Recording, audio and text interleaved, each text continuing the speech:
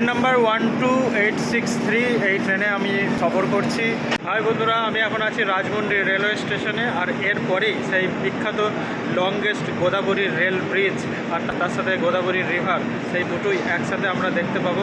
তো এই ট্রেনটা এখান থেকে ছাড়ার পরেই আপনাদেরকে দেখাতে দেখাতে নিয়ে যাব গোদাবরীর সেই নদীটা, গোদাবরী রিভার। রেল ব্রিজের উপর দিয়েই এই ট্রেনটা যাবে, বিরাট লম্বা একটা ব্রিজ।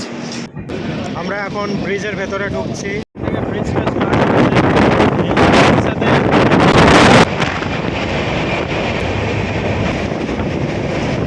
লম্বা ব্রিজ।